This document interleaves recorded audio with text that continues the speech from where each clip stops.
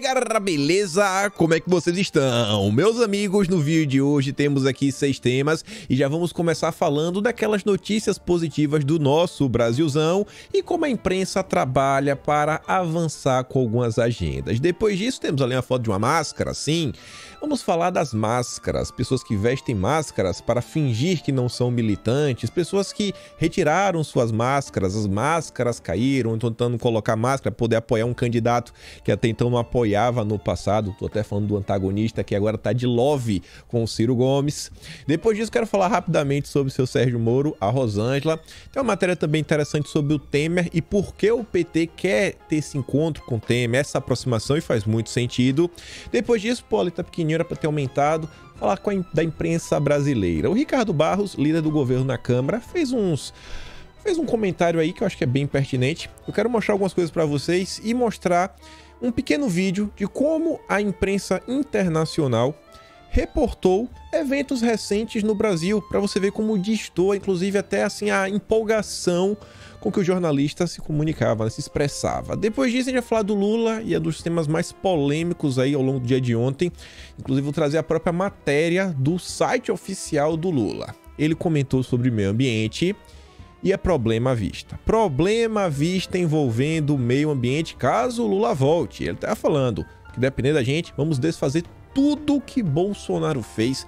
Não vamos ter, né, tolerância com os garimpeiros, com isso. Vamos preservar a demarcação. Confusão grande, muita coisa pra gente comentar. E ali no final também é um tema mais complexo, espero que dê tempo de comentar hoje, se não der de comenta amanhã. Saiu um texto muito polêmico na Folha de São Paulo ontem, falando que chegou a hora da gente entender que a única forma de salvar o planeta é retraindo a economia. A economia tem que parar de produzir mais e mais e mais, tem que produzir menos. Então, realmente, assim, defendendo uma crise econômica internacional. Mas, se a gente chega lá, se der tempo, vamos começar aqui já falando de Bolsonaro, segurança pública. E como eu falei para vocês, já vamos começar até a falar de como a imprensa trabalha para tentar avançar com algumas agendas. No dia de ontem, vem o UOL para falar o seguinte: desde que Bolsonaro assumiu, o Brasil tem mais de 1 milhão de novos registros de armas. Você acha que essa matéria é apenas pontuando um fato?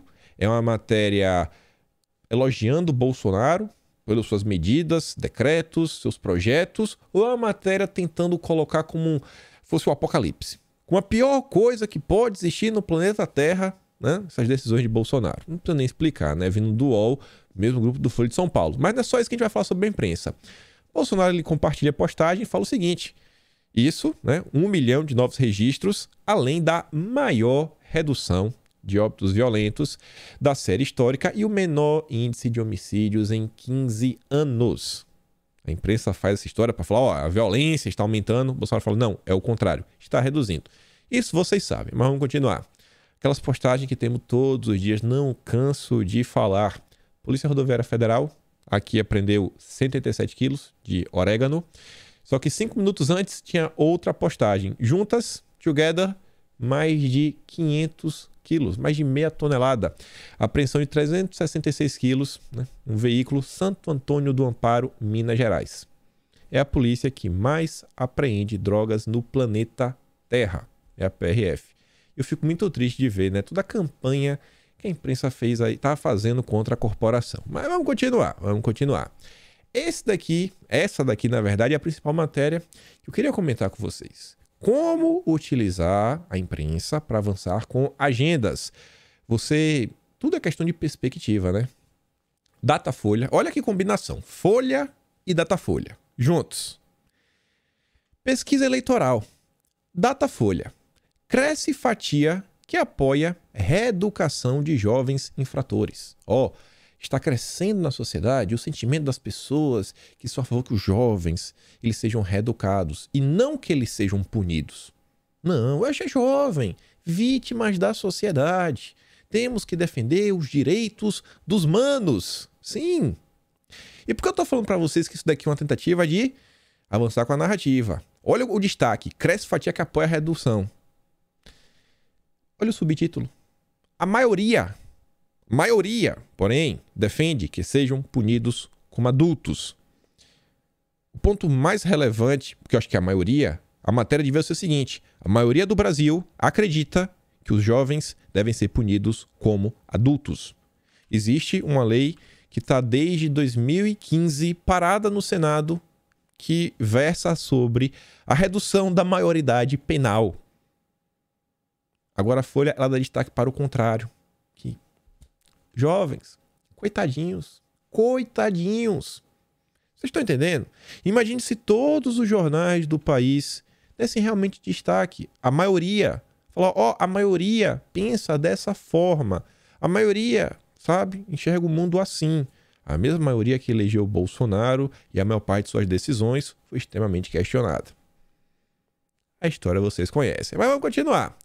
Notícias positivas do nosso Brasilzão. A Fundação Nacional do Índio, a FUNAI oficial, investiu 41,3 milhões em etnodesenvolvimento em aldeias de todo o país entre os anos de 2019 a 2021.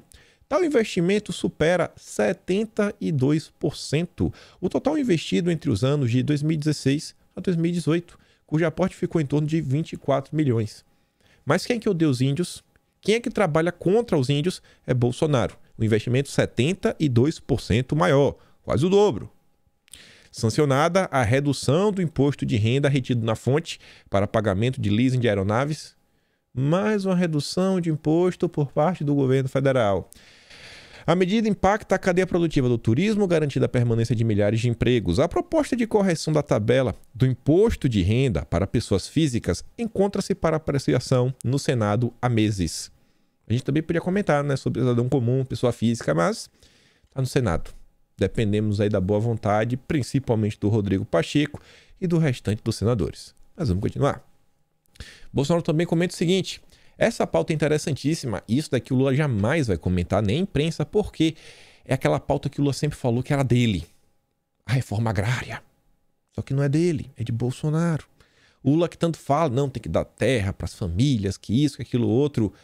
Passaram aí 13 anos da história do PT e a gente não viu realmente, né, uma reforma agrária para garantir que assim, as famílias tivessem um pedacinho de terra para chamar de seu. Aí vem o governo Bolsonaro, atacado de tudo e todos os lados, só faz coisas erradas. O governo do Brasil já entregou 340 mil títulos pelo Brasil, títulos de terra, mais que o somatório de décadas de governos anteriores. Nesta terça foram entregues mais 462 títulos de propriedade rural para assentados da reforma agrária de diversos municípios da minha Bahia. E aí ele marca lá o Ministério da Agricultura, Pecuária e Abastecimento. Acho que esse que é o mapa, né? Nos últimos 4 anos, o governo brasileiro já emitiu 1,2 mil títulos definitivos e 16,3 mil contratos de concessão de uso, CCUs, na região. Com os documentos, as famílias têm acesso a crédito e às políticas públicas que geram renda, desenvolvimento e empregabilidade aos mais humildes. Aí para e pensa o seguinte: você que é pelo menos classe média, imagina você consegue comprar uma coisa na internet e chegar em sua casa. Você tem um CEP, tem o número de sua casa. Imagina as pessoas que moram em situações que o correio não chega porque não tem nem número na rua. Esse é um problema na maior parte das cidades. Agora, pare e pense o seguinte: você quer comprar um carro, você quer fazer uma reforma em sua casa, você precisa pegar um empréstimo para alguma coisa. Mas você sequer sabe, como é que você vai poder pegar um empréstimo? Por exemplo, você tem uma fazenda. Vamos pensar que você tem uma fazendinha. É o melhor exemplo, não é do que a casa. Você tem uma fazendinha, uma roça. Você quer pegar um empréstimo, aumentar a sua colheita, comprar um tratozinho, fazer isso, fazer aquilo outro. Mas você não tem o papel da terra. Você não tem nada. Mostra, não, eu tenho um pedaço de terra. Cara, o banco vai olhar assim: peraí, tu quer um empréstimo para comprar trator, mas tu tem uma terra? Eu tenho. Cadê o papel? Ah, não tem ainda, as confusão. O banco foi assim: aí, tá meio estranho, viu? Não sei se vou te liberar dinheiro, não. Isso aqui tá cheio de golpe. Então, assim, são inúmeras iniciativas que realmente tá certo. Ele tá dando condições de terem acesso a crédito, a várias políticas públicas. Você tem, né, agora o comprovante de residência. Não, a terra é minha. Me ajuda aí, me ajuda. Vamos gerar, vamos fazer a economia girar. Mas é o Lula e o MST que são os pais da reforma agrária. E quem lembra lá no passado, né, todo o apoio que a Globo deu, até com a novela Rei do Gado. Aí vem o Metrópolis, que também adora passar um paninho. Todos os jornais adoram passar um paninho pro Lula, né? Em luta contra o mal, Bolsonaro volta a defender pauta de costumes. A Elisa fala o seguinte, de olho na reeleição, Bolsonaro sempre defendeu as mesmas pautas. Aí o Metrópole diz, de olho na reeleição, o presidente tem investido em discursos voltados à religião, ao meu corpo, minhas regras, a você poder se defender, comprar uma ferramenta e a família. Mas Bolsonaro fala isso desde sempre. Inclusive, se você olhar aí esses 4 pilares apontados pelo Metrópolis, é aquele vídeo que viralizou da reunião ministerial que foi vazada, que era para ser secreta e Bolsonaro foi desmascarado. E via lá, né, o que tinha que fazer para realmente fazer parte do governo dele. O que falar da imprensa? Mas aqui é só o início, a gente vai falar muito da imprensa. Tem muita gente que... Como é que eu posso falar, né? Que usa seus títulos como se fosse uma espécie de máscara para bater aquele... Não uma máscara para dar aquela carteirada, né? Falar, confia em mim. Confia em mim, eu sou extremamente imparcial. Eu sou um cara técnico, eu sou um especialista. Aí, anteontem, um dos assuntos mais absurdos do dia foi aquela pesquisa da XP/IPESP, ou IPESP/XP, enfim, que apontava que Lula é mais honesto do que Bolsonaro. Tá de brincadeira. Beleza. Aí ontem, o Marcelo de Carvalho, da Rede TV, ele veio ao Twitter, fez o seguinte comentário, eu achei muito de boa. Ele falou o seguinte, esse é Antônio Lavareda, o gênio que a XP encomenda suas pesquisas. E essa foi sua previsão nas últimas eleições. Esse é o cara que está à frente lá do IPESP. Antônio Lavareda. Bolsonaro não tem condições de ganhar no segundo turno. E ele falou isso em 16 de outubro de 2017. Faltava um ano. Tudo bem, né? Na colher de chá. Faltava um ano. Mudou muita coisa em um ano. O cientista político Antônio Lavareda realizou uma palestra nesta segunda-feira na Associação Comercial de São Paulo. É todo mundo jogando contra. É todo mundo jogando contra o tempo todo. Mas não, é um instituto de pesquisa, junto aqui com a XP, sabe? Tenta disfarçar um pouquinho. Esse daqui, realmente tem que colocar uma máscara muito bem colocada para fingir que não é militante. Né? Uma máscara realmente assim, para fingir que não é militante. Poder 360... Eles deixam de destaque a opinião. Ela no final diz, que a opinião de quem escreveu não necessariamente reflete a opinião do grupo, porque Lula não é ovacionado nas ruas. Conceitos de atitude e dissonância cognitiva explicam o aparente paradoxo veiculado em redes bolsonaristas, escreve Hamilton Carvalho. Aí o demagogia do oprimido fala o seguinte: entenda como toda a sua percepção de mundo está errada e o popular é quem eles dizem que é e ponto final. Nossa, meu nariz está coçando hoje. Aí, você pega essa matéria para ler, eu li, não trouxe aqui para vocês. Ele traz um gráfico, um estudo psicológico, etc, blá blá blá, vixe, um monte de coisa. Aí ele diz o seguinte, que os apoiadores do Lula, eles não se sentem motivados a pisar nas ruas porque, sabe, que o Lula é de boa, porque eles entendem o que está acontecendo, e assim, ele não dá explicação nenhuma, e ele já pula para os apoiadores de Bolsonaro para falar que, já por outro lado, os apoiadores de Bolsonaro, eles precisam ir para a rua, porque só assim, para manter essa dissonância cognitiva, porque o Brasil está o caos, está tudo ruim, está uma grande crise. Então eles precisam ir para tentar passar essa ideia. E mais do que isso, eles precisam ir para as ruas para começar a fomentar, né, um pré-golpe.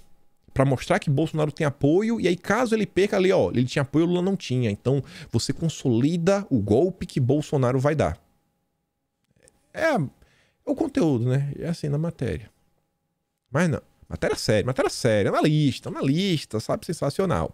Aí sobre isso, eu vou pedir que vocês vão lá no Telegram, porque precisa das imagens para vocês entenderem o que eu vou falar para vocês, mas primeiro só escuta esse início do áudio. Saiu no SBT.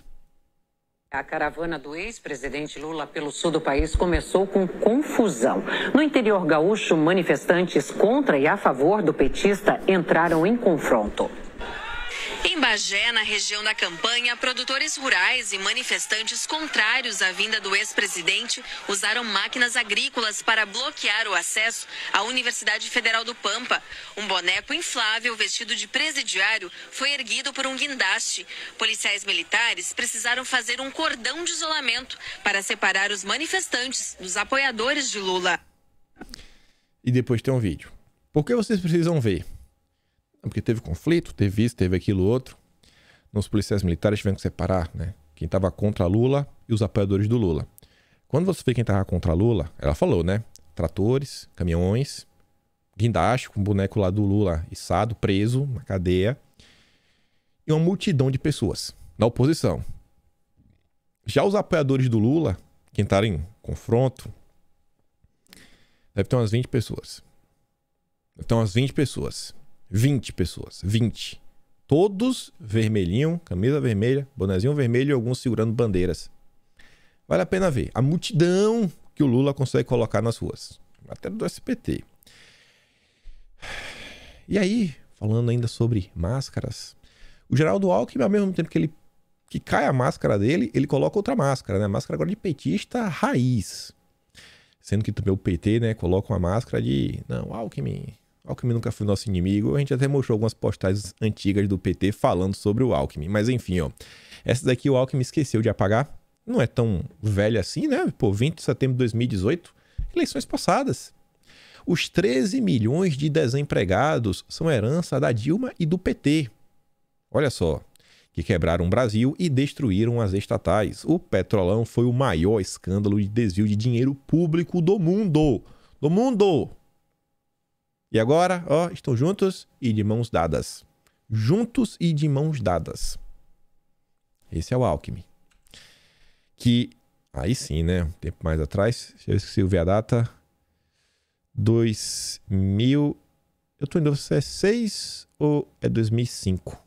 Tá aqui pequenininho aqui, ó. Aqui do lado. Acho que é 2006. 22 de março de 2006, eu acho. Enfim. Quem é? O que pensa e como vai atuar Geraldo Alckmin, o escolhido do PSDB para enfrentar o presidente nas urnas, o anti-Lula. Realmente deve ser 2006, né, que teve eleições. E agora o Alckmin veste uma máscara, né? Até Internacional Socialista ele tá cantando ao lado de Lula lá no evento do PSB. São coisas que não dá para esquecer, pessoal. Não dá para esquecer. O Alckmin cantando a Internacional Socialista. É isso que esse grupo defende. E falando sobre máscaras, e a gente tem que contar algumas coisas para vocês entenderem alguns movimentos, sem que até querer pegar no pé. Olha só que interessante. Tava passando eu ontem lá pelo Twitter, e aí um rapaz chamado Mr. Brau, ele colocou o print abaixo e ele fala o seguinte, ó. Eu imagino a vida sofrida que os irmãos covardes estão levando depois que Bolsonaro arranjou emprego para os dois. Qual a diferença, né, desse cara aí para qualquer petista? Aí vem lá o Abraham vai entrar e falar o seguinte, você enricou durante a pandemia? Se deu bem? Você vive melhor hoje? Comprou casa de 6 milhões? Apartamento de 2 milhões? Viaja para Mônaco no fim de semana? Jet ski? Ah, esquece o jet ski, é da Marinha. Foi para isso que lutamos. Não vou nem entrar no âmbito aí do Flávio, da mansão, porque esse assunto aí já bateu tanto no passado, tá reencantando notícia antiga, mas é coisa nova, né? Tá fazendo o caso que Bolsonaro tá dirigindo o jet ski da Marinha. Bolsonaro devia o quê? Comprar um jet ski dele. Ele não pode dirigir o da Marinha. Esse é o problema. E depois ele tá lá falando do Tarcísio. Pô, olhando assim pro Tarcísio deve ter uns 50 anos, né? Eu acho.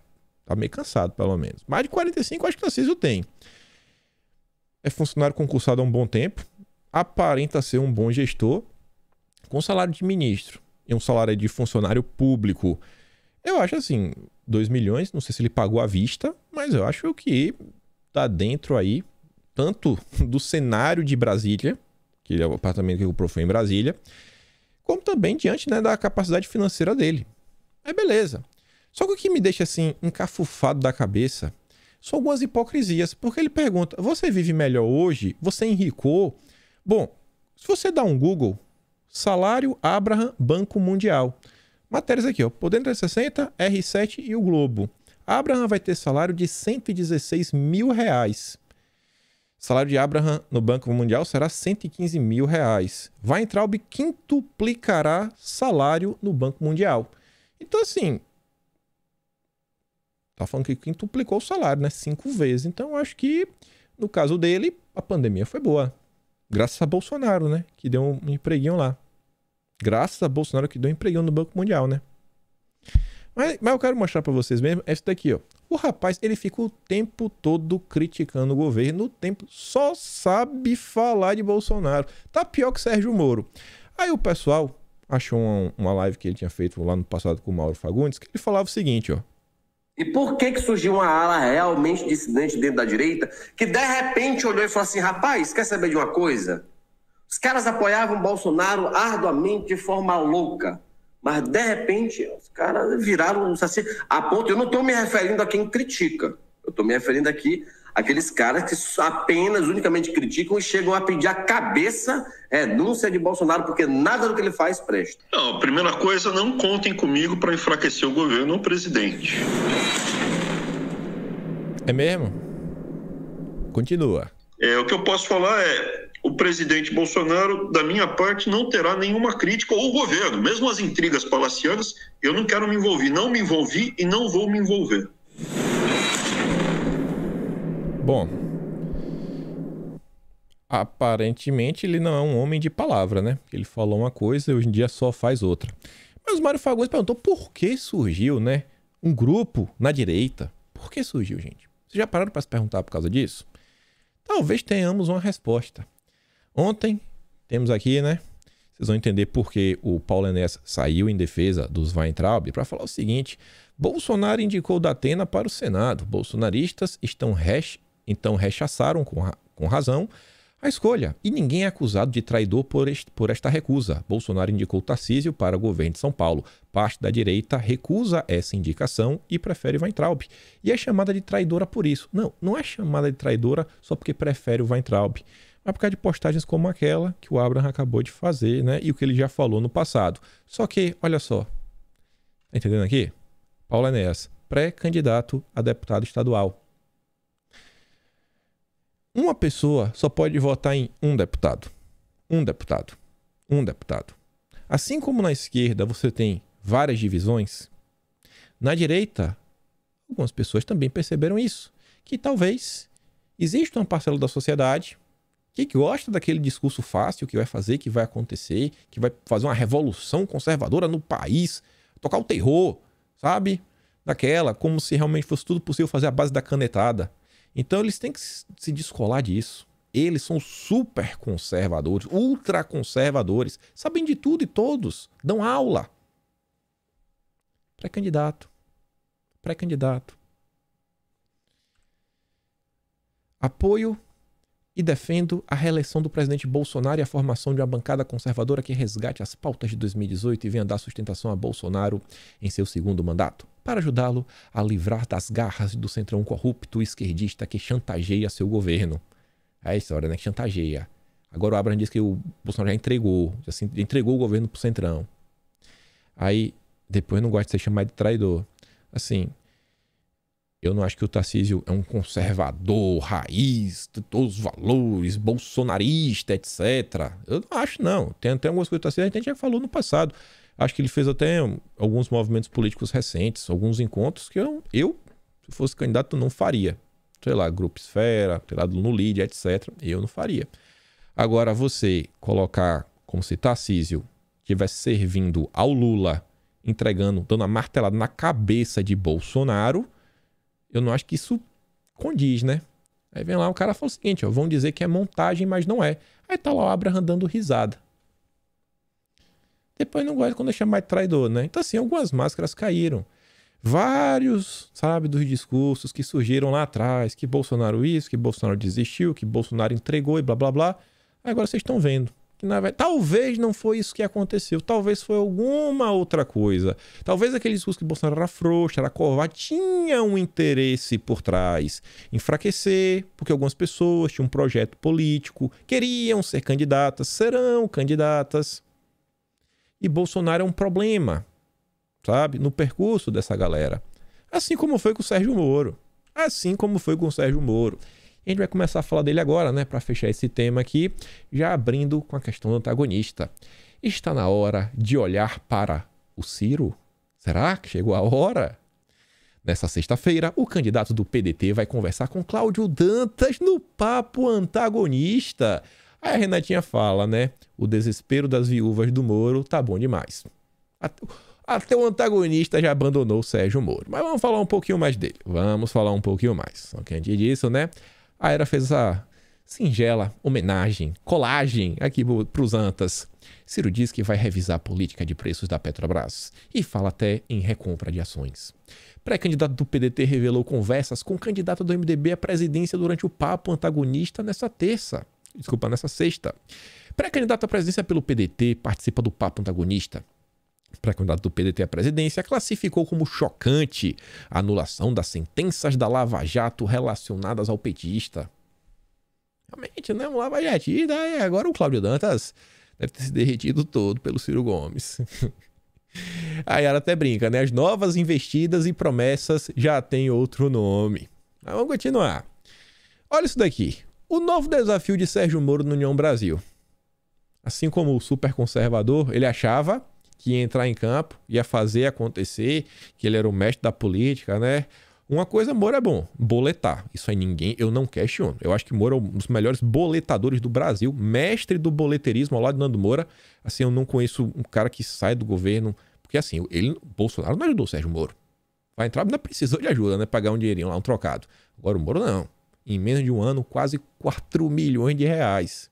Isso que a gente sabe, né? De um emprego. Mas continuando, né? União Brasil tem hoje um grande desafio em São Paulo. Convencer Rodrigo Garcia, candidato ao governo pelo PSDB, a aceitar o Moro na chapa como senador. O governador, diz um aliado, acredita que perderá votos com Moro ao lado. Não tá fácil. Se a União Brasil já não quer o Moro, quem dirá o próprio partido? Presidente da Câmara de São Paulo indica que barrará a candidatura de Moro. Vou barrar. Leite disse a correligionários que, se for preciso, manterá sua candidatura ao Senado até o fim para bloquear os caminhos de Moro no partido. O vereador tem forte influência na cidade de São Paulo e no governo estadual. Moro, não tá fácil. Não tá fácil para Serginho. Marrequinho, a vida não tá fácil. E enquanto isso, a tal terceira via estava aí, falando muita coisa. E não só a terceira via, né? A oposição, como toda a esquerda, que fala o tempo todo que Bolsonaro está cada vez mais fraco, mais desidratado. Eu achei interessante essa foto e essa manchete. Deputadas da terceira via, mas também tem algumas bolsonaristas, você que pode falar assim, né? Você vê aqui a Bia Kicis, a Carol de Tone, mas enfim, né? Participam de café em apoio a Bolsonaro. Parlamentares do MDB, PSDB, Cidadania, siglas que devem apoiar Simone Tebet ao Planalto encontraram presente nessa quarta-feira. Dizem que Bolsonaro não gosta de mulheres. Dizem que Bolsonaro é um autoritário, intransigente, não conversa, não sabe dialogar. Acho que não condiz com a realidade, né? Mas de narrativa em narrativa, a imprensa segue vivendo. Aí como vamos continuar? Falei para vocês sobre a questão do Lula e do Temer. De forma simples, realmente sim, bem direta. Eu acho que foi aqui um ponto. Eu nem tinha pensado nesse ponto antes. Saiu na coluna do Guilherme Amado, Eduardo Giroto, que escreveu, que é o seguinte: retomar a aliança com Temer é hoje prioridade da campanha de Lula. Por quê? Por quê? Lula entende que é preciso derrubar a resistência de Temer para avançar sobre diretórios do MDB que podem apoiar a candidatura petista no primeiro ou no segundo turno. Se Temer sinalizar positivamente, o PT acredita que a adesão de quadros importantes do PSDB virá reboque.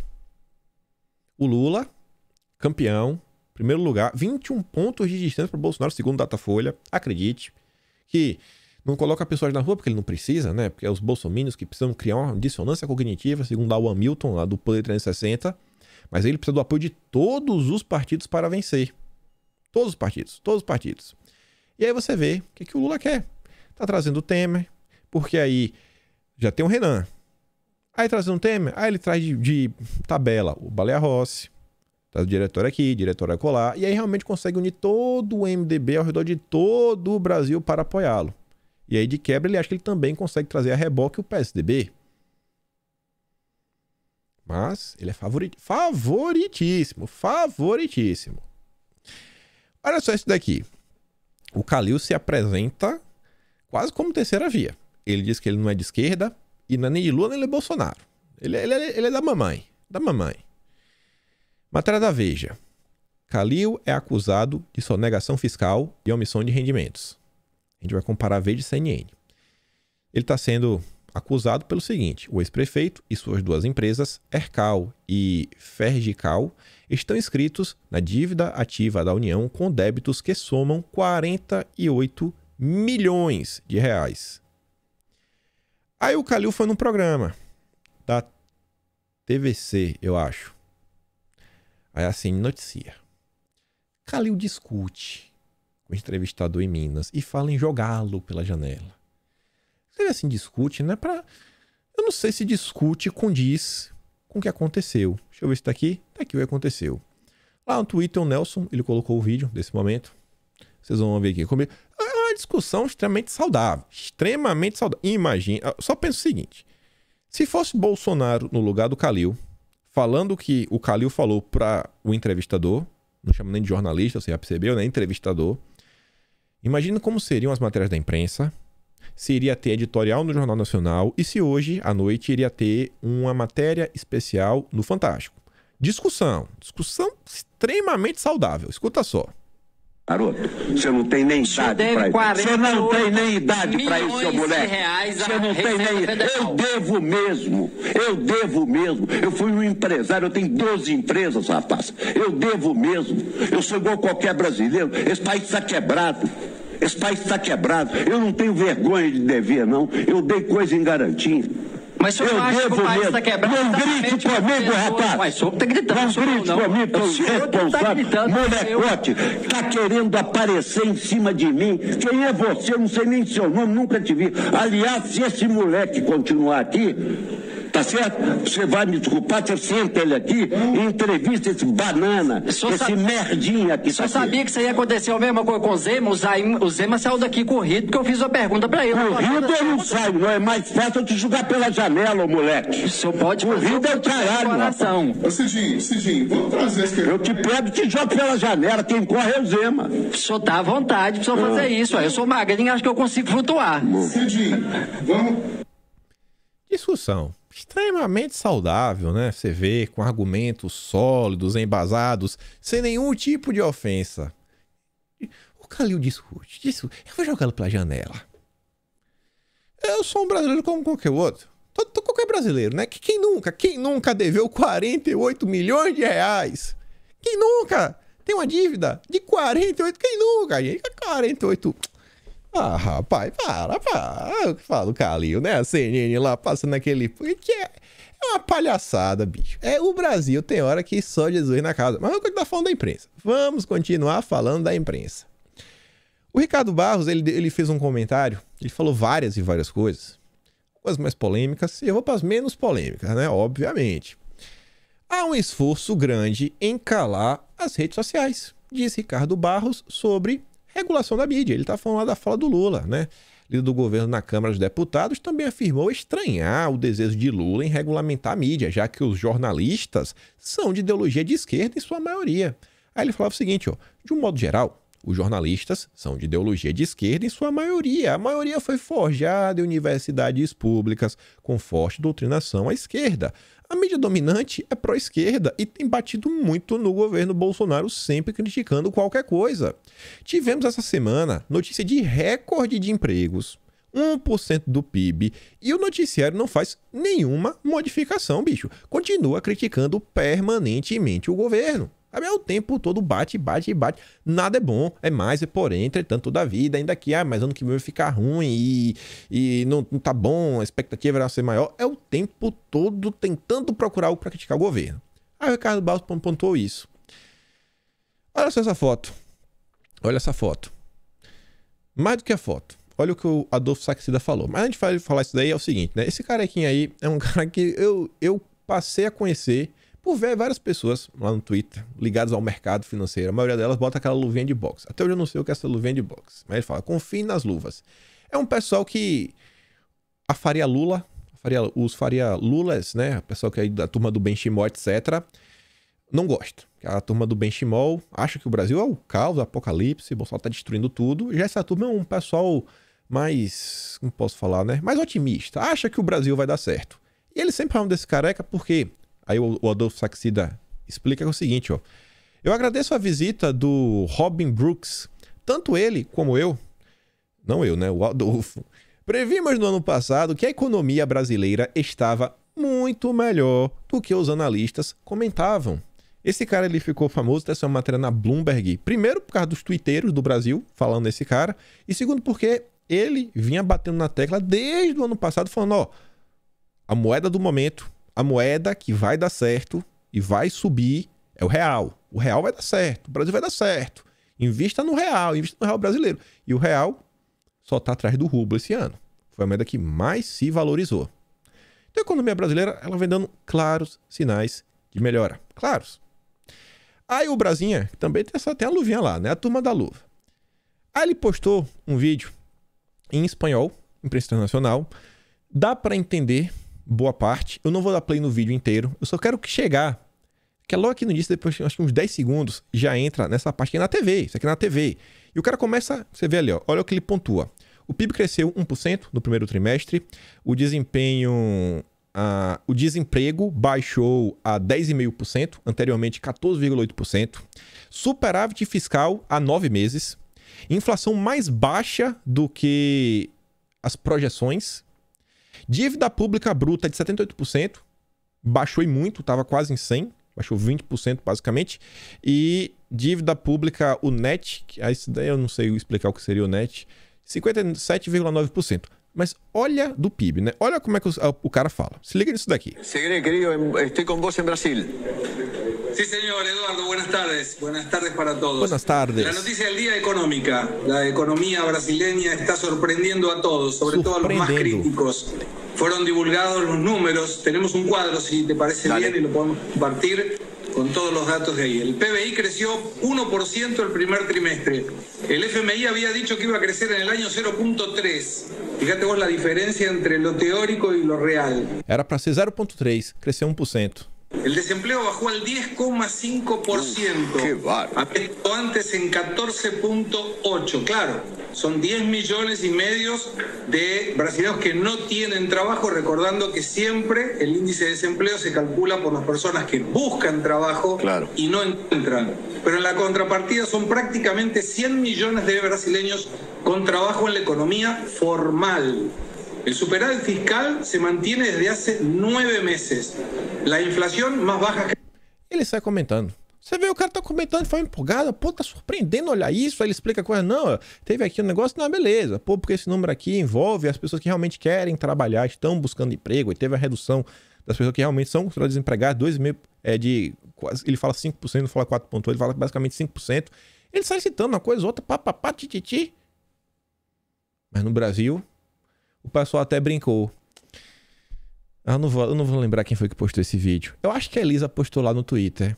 Quem que postou? Eu tenho certeza que postou. Pronto, eu lembro. O Rafael Boboli postou esse vídeo.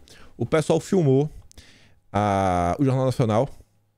Eu não sei o nome daquela mulher que apresenta junto com o Bonner, que tem um Dioclino, né? Não sei se é Renato alguma coisa. Enfim. Ela e o outro rapaz lá. O pessoal colocou um filtro desses de câmera, sabe? Que deixa a pessoa com a boca de triste e chorando. Aí fala assim, não, agora tá perfeito, né? Uma voz fúnebre. O Brasil cresceu 1% PIB e o desemprego caiu. Caiu assim, um patamar recorde, sabe? Estamos quase chegando a um dígito, mas caiu e... Sabe? Dando notícias boas num tom fúnebre. Não, é o caos. É o tempo todo tentando jogar as pessoas para baixo. Aí outro exemplo, para não ficar só na questão da economia. Folha de São Paulo, em 2 momentos não tão distantes assim. Dia 17 de maio, dia 4 de junho. Mais uma vez a turma da luvinha, né? O Brasil de novo. Folha de São Paulo, não sei porque ele fala folha lixo, dando um cavalo de pau na narrativa. Aí ele fala o seguinte, ó, dia 17, Biden escala emissário para convencer Bolsonaro a ir à cúpula. Convencer, Bolsonaro tem que ser convencido. Aí depois, dia 4, encontro com Biden dá a Bolsonaro oportunidade de romper isolamento internacional. Uai, oportunidade de romper? Mas ele foi convidado. Ele foi convidado. Mas ele não foi convidado. Ele não foi convidado, ele tinha sido. Ele foi convencido. Não bastou convidado, teve que mandar um cara vir no Brasil, que eu assim, pelo amor de Deus, Bolsonaro, venha! Venha! Não, vai ter oportunidade, né? Não dá, gente. É assim, você vê, é muito baixo. Eles se desmentem. Não é você pegando a matéria da CNN pra você desmentir a Folha de São Paulo. É você mostrar a Folha de São Paulo um antes e um depois, num intervalo de 13 com 1, 14 com 4, 18 dias. 18 dias. Em 18 dias se contradizem. Não dá, é absurdo atrás de absurdo. Falando aí no BD, e foi um tema que é ligado à economia, só para mostrar alguma coisa para vocês, né? Que tá de informação. Não saiu um pouquinho do Brasil, mas acho que vale a pena. Preços nacionais de gás. Gás, na verdade, é gasolina como um todo. E quando você vê várias postagens de gás, está falando até gasolina. Mas enfim, preços nacionais de gás nos Estados Unidos dobraram desde que o BID assumiu. Aí vejam só, aqui tem um gráfico. Tem o valor do gás, aqui tá falando de gasolina. Não é gás mesmo, né? Mas enfim, você vê que o gráfico aí tá subindo com vontade. Subindo com vontade o preço do galão. Aí vejam só, peguei uma matéria da grande imprensa. 3 dias atrás. Tá até defasado, o preço já subiu mais. Já subiu mais. O valor médio, o valor médio já tá acima de 4,60. Já tá acima. Já tá beirando $5 o valor médio do galão ao redor dos Estados Unidos. Mas vejam só. No final de maio, o galão médio de gasolina nos Estados Unidos era de 4,62. Na Califórnia, 6,17. E tem uma região na Califórnia que já está passando de $9. $9 o galão. Aí eu só fiz aqui uma conta de matemática bem simples. Eu peguei 4,62, mas é um galão. Aí eu dividi por 3,78. É a proporção, né, para saber de galão para litro. Aí vai dar 1,22 em dólar. Coloquei para real. 5,83 em tese, a gasolina mais barata. A gasolina média dos Estados Unidos é 5,83. Lá na Califórnia, 7,78. Isso que estaria a 6. Imagina o posto que está a 9. Então já passou possivelmente de R$10. É um problema que está impactando todo o mundo. Todo o mundo, de norte a sul, de leste a oeste. Não é só o Brasil, como muitos querem vender essa ideia. E a gente sabe que isso daí, né, gasolina, impacta em vários setores. E vários setores também, e várias políticas impactam na gasolina, né? As coisas se autocompletam. E veja só isso daqui. A gente vai voltar para a gasolina lá na frente. Vai dar tempo. Olha essa matéria. Para você, fala assim, cara, por que eu quero saber da Colômbia? Por que eu quero saber? Porque a gente vai falar do Brasil. Vamos falar da prisão de Bolsonaro. Se eu metesse esse byte no título, não estaria errado. Vocês vão entender por quê. Ó. Breaking news. Ontem. Tribunal Superior de Ibagué, na Colômbia, decreta prisão domiciliar de 5 dias contra o presidente Iván Duque por desacato a uma ordem de proteção ambiental. Por ser considerado uma decisão de primeira instância, a equipe do presidente ainda pode recorrer. Caminho provável. Por uma questão ambiental, 5 dias de cadeia. 5 dias de cadeia. Ex-presidente. Aí a Érica trouxe essa matéria. Eu falei, cara, isso daqui chamou muito minha atenção. Muito minha atenção. Por quê? Porque a gente comentou sobre as eleições na Colômbia. E eu trouxe isso aqui, é o print do vídeo passado. De uns 3 dias atrás. 4 dias atrás. Conheça os candidatos da Colômbia. Esse aqui é o candidato do Lula, que o Lula pediu voto. O Gustavo Petro. O que ele faria caso ele chegasse ao poder? Ele planeja interromper a nova exploração de petróleo em um esforço para eventualmente afastar o país das indústrias extrativas, fazer fazer a transição para longe dos combustíveis fósseis. A gente vai falar sobre o Lula daqui a pouco, ver se o Lula vai fazer a mesma coisa. E, aí agora se conecta com a matéria anterior, Petro também afirmou que apoiaria o julgamento do presidente Iván Duque pela violência cometida pelas forças de segurança durante os protestos de 2021. Quantas e quantas vezes, no último mês, não precisa nem pegar o ano inteiro, no último mês, o Lula, acho que vamos botar aqui também agora junho, que ele já falou agora em junho, nos últimos 30 dias, né, para não falar o último mês que vai ficar só maio, nos últimos 30 dias o Lula não falou que Bolsonaro tá com medo de ser preso, que vai acabar preso. Eu conto pelo menos 4 vezes. Vai ser preso. Vocês acham que Bolsonaro perdendo além dele ser preso, você acha que outras pessoas da direita não serão presas? A mesma coisa que acontece, na verdade, que está sendo promessa de campanha na Colômbia, o Lula já está falando por aqui. A esquerda, você vê, o método de atuação dela, cara, não muda por quê? Porque são todos do Foro de São Paulo. Principalmente a esquerda latino-americana. Aí a esquerda internacional, você vê que segue na mesma toada, gente. Olha o que está sendo proposto na Colômbia, o que está sendo defendido pelo candidato do Lula. Olha o que o Lula vem falando em seus discursos. Só era ser preso. Estamos diante de um grupo apoiado pelos milicianos. E não se preocupa, mas eu não tô nem aí. O Bolsonaro, ele que se vire. Gente, isso aqui não vai só... Não vai ser só... Você acha que vai ser realmente só o Bolsonaro? O Lula quer se vingar de Bolsonaro e acabou? Ficou por aí? Lembra de uma coisa também. Sempre lembra de uma coisa quando alguém te falar que vai vir um Lula em paz e amor.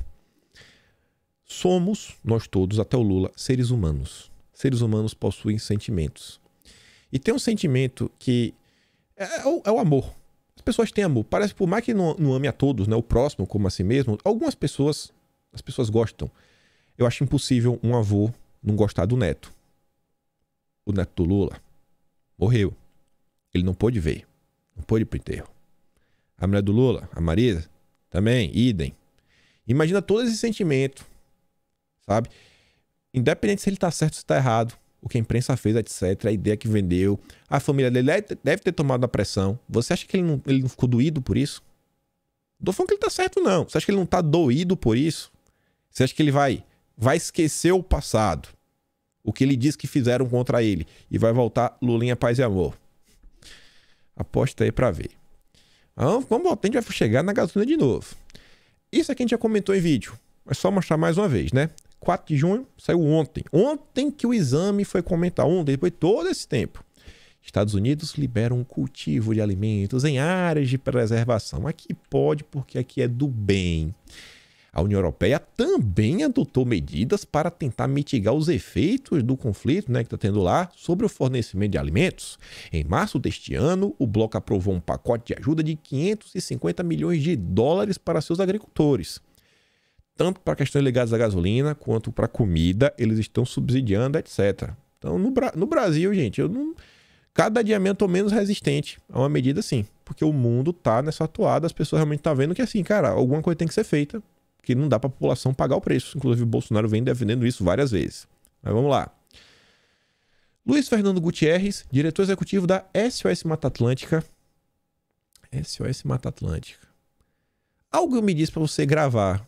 E algo mesmo, eu não tô na certeza. Não é na certeza. Vai ter outra entidade que eu vou mandar vocês memorizarem. Espero que essa daqui também esteja no rol, porque aí vai ficar muito engraçado lá na frente. Mas tudo bem. Aí vem, né? A SOS Mata Atlântica afirmou que o conflito lá na Ucrânia não pode justificar o que chamou de retrocesso. Não, mas as pessoas vão passar fome. Não. Você não pode usar a fome e um conflito para justificar isso. É um absurdo, é um retrocesso. Isso é um retrocesso. Rapaz, o ser humano tá virando um problema. O ser humano tá virando um problema muito grande pro planeta, né? Já estão percebendo isso. Estamos nessa luta de que não é necessário avançar a fronteira agrícola e avançar na área de produção. Essa lógica deveria valer para os americanos também, que adotaram uma solução de curto prazo e podem gerar problemas de longo prazo, diz o Luiz Fernando Guedes Pinto. O cara botou disse Pinto. O Pinto que falou. Brincadeiras à parte. Essa notícia que saiu ontem na Exame, Canal Rural, já tinha comentado no dia 28. Mas comentou como tinha. A Exame tá tentando, você ver, né? Trazer para criticar a iniciativa, etc. Que é para esse sentimento ele não crescer no Brasil. Agro, não vem não, agro. Fica aí. Ah, mas se eu quero plantar mais na minha região. Não, você não. Você não pode. Os americanos, a União Europeia, eles fizeram, a gente é contra. Aqui no Brasil vamos dar o exemplo. Vamos dar o exemplo. Chamaram a SOS Mata Atlântica, etc. Exame, né? Exame. Para mim, quem fez um dos melhores comentários sobre a matéria do Exame foi a Amazônia Azul. E ele fala o seguinte, ó. Enquanto lá, eles estão liberando tudo, plantação em área de preservação. No Brasil, estamos discutindo se pode passar uma ferrovia totalmente paga pela iniciativa privada em um lugar que já passa uma rodovia, que é a BR-163, que irá tirar milhões de toneladas de gás carbônico da atmosfera e sua infraestrutura causa quase nenhum dano ao meio ambiente. E ainda assim estamos discutindo para ver se pode. E lá não, lá planta aí, cara. Planta com vontade. Só para relembrar, ativistas pressionam bancos para barrar crédito a Ferrogrão, que vai escoar a produção de soja. Um dos é o Observatório do Clima. Isso aqui a gente comentou no vídeo de ontem. Essa matéria foi do vídeo de ontem. Eu não vou ler de novo. Isso aqui foi do vídeo de ontem. E por que eu comentei tudo isso? Foi que a gente ia voltar até para gasolina pra gente falar do Lula. Ah, não tava não. Pensei que o SOS Mata Atlântica... Por isso eu falei, talvez. O SOS Mata Atlântica não estava aqui. O mesmo Observatório do Clima, que é contra o Ferrogrão, estava ontem junto ao Lula. Mais especificamente, o Márcio Astini. Também estava lá a Adriana Ramos, do Instituto Socioambiental, o ISA, que a gente sempre comenta dele. Nossa, tudo que Bolsonaro faz, eles reclamam. João Paulo, do MST, Jorge Vianos, governador do Acre, várias pessoas aí, né? Sabe lá, o Lula estava com as ONGs. Olha o que o Lula disse lá no Rio Grande do Sul. Em encontro sobre meio ambiente, Lula defende terras indígenas, áreas de proteção e protagonismo do Brasil no debate ambiental. Tudo o que eles desfizeram, nós vamos ter que refazer. Bolsonaro tirou as ONGs dos conselhos? Vamos botar as ONGs de volta. Vamos botar. Vamos. Cortou isso aqui? Vamos fazer. E vamos ter que cuidar efetivamente com respeito às nações indígenas espalhadas por esse país. Isso aqui me preocupa. Eu não grifei, deixei para grifar com vocês. Olha a palavra que o Lula usou. Nações. Ele não falou em povos indígenas. Eu acho que no Brasil nós temos povos, porque são índios brasileiros. O Lula está falando em nações. Se lembra de uma teoria que o pessoal falava meio conspiratória, que não, ó, o pessoal quer demarcar regiões. Aí depois do tempo, vai lá o índio e fala, essa terra é minha, eu sou um país diferente. O Lula já está chamando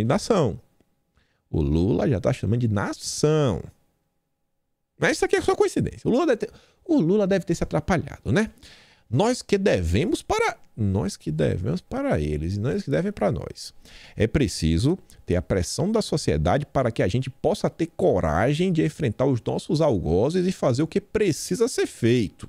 Nesse negócio não tem meio termo, ou seja, vai vir para esbagaçar, radical total.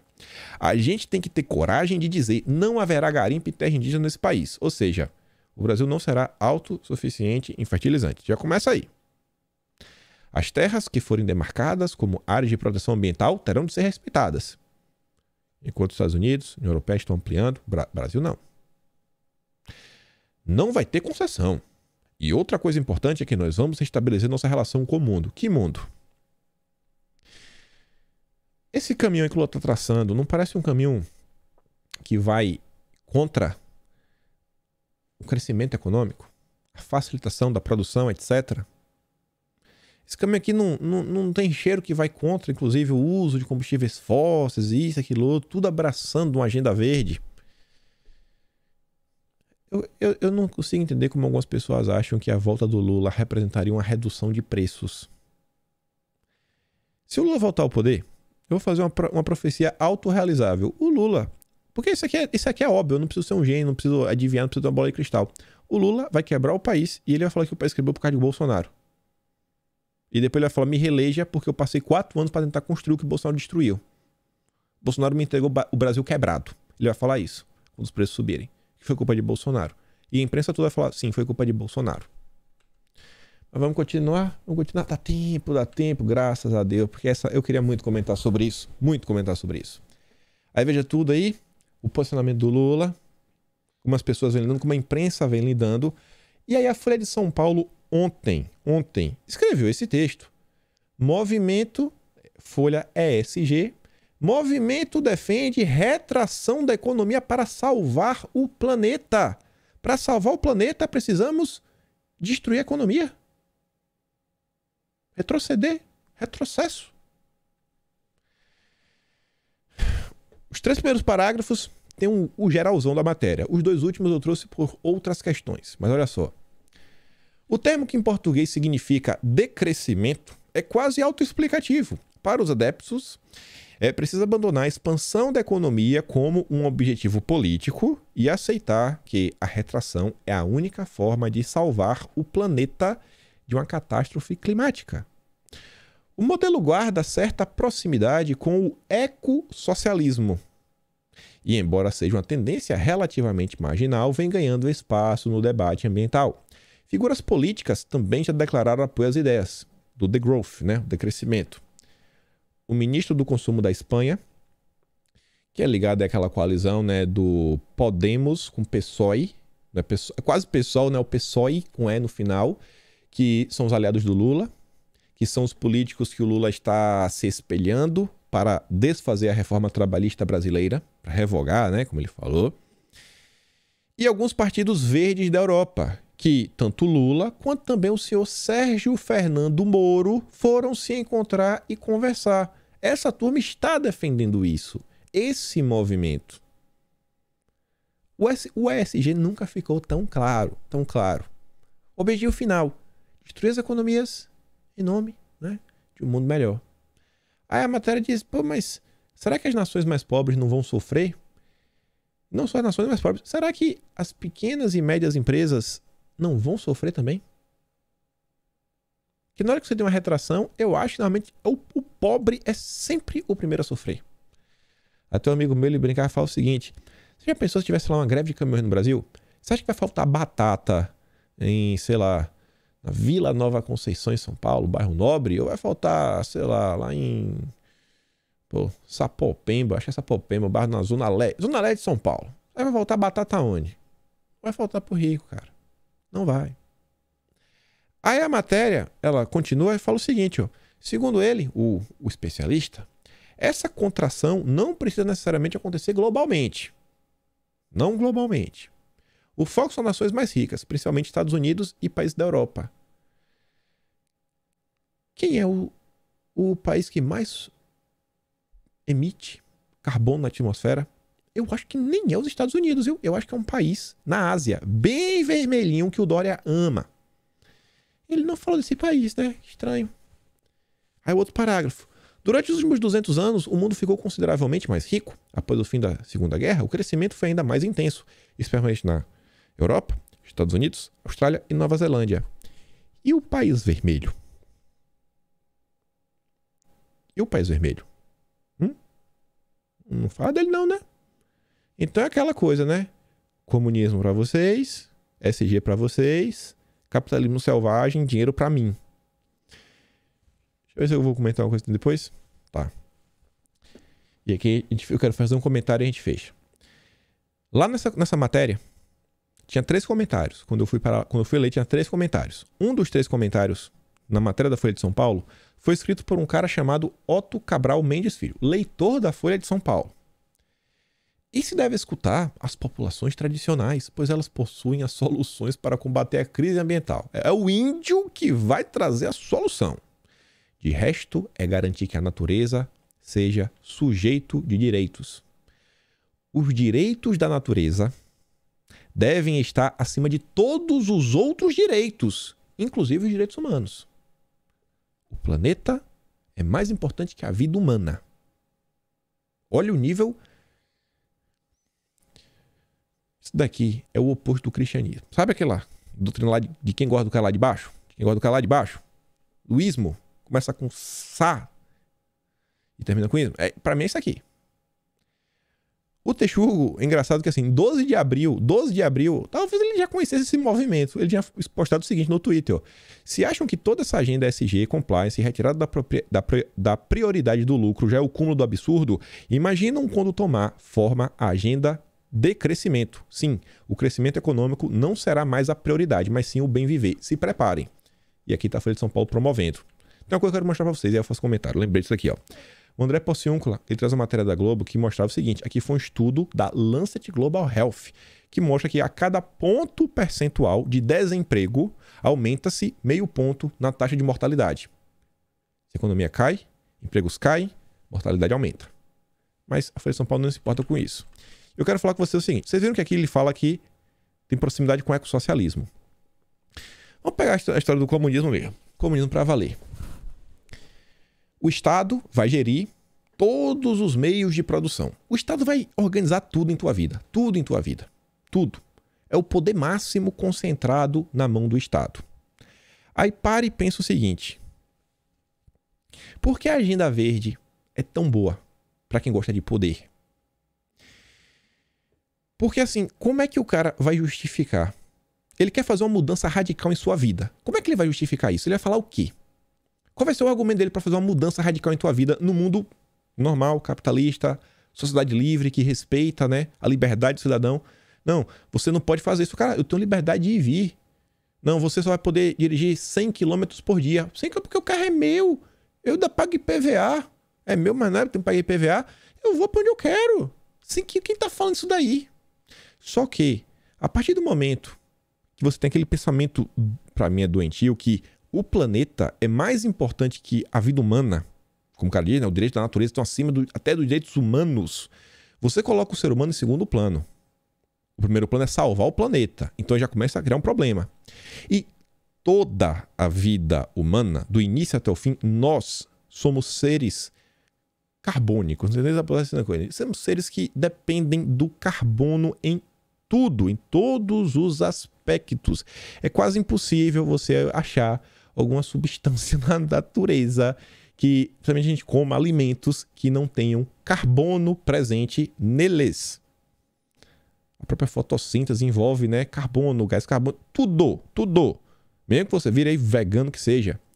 Então, eles pegam a pauta e falam, o problema é o carbono. Se o carbono é o problema, logo o ser humano é o vilão. Então eles conseguem a justificativa para controlar todo e qualquer aspecto da sua vida. Por quê? Porque a sua vida é de carbono. E o carbono é o problema. Então você é o vilão.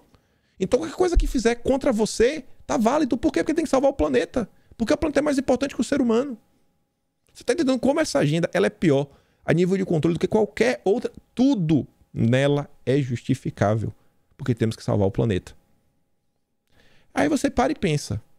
Tem Bolsonaro, dizem que existe uma terceira via, que não tem chance nenhuma, a gente sabe, e tem o Lula. Qual dessas linhas acha que a pauta verde, né? Acha que o planeta é mais importante que os direitos humanos? Qual dessa linha rechaça isso, né? Acho que normalmente é Bolsonaro, diz que ele toca fogo na Amazônia. E ainda tem isso daí. Então, assim, olha tudo que vem sendo discutido, sabe, assim, diariamente, e olha a irresponsabilidade de várias pessoas na imprensa, que são militantes, não estão interessados em informar nem nada. Botem a mão na consciência das pessoas que vocês conhecem por elas, que vocês já entendem muita coisa, vocês estão aqui, vocês estão entendendo. Esse final, tenta se pegar. Só esse final ali do Lula pra trás, sei lá, quando começou em 42 minutos que eu olhei ali o relógio, manda pro também e fala assim, cara, começa a assistir aqui a partir dos 40 minutos, veja se faz sentido, até esquece aquele negócio ali de Bolsonaro poder ser preso, olha isso daqui, olha o que pode ser do Brasil.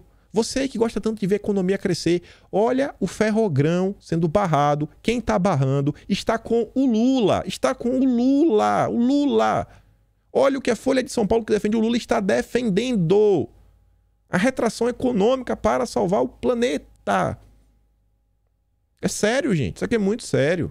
Que tem muita gente que ainda está perdida. São essas pessoas que temos que procurar conversar e tentar falar, cara, olha o que está acontecendo com o Brasil. Ainda que você vote no Lula, vote com consciência. Para depois falar, nossa, eu não sabia. É porque eu não gostava de Bolsonaro, porque ele falava umas coisas que eu não gosto, ele é bem bruto.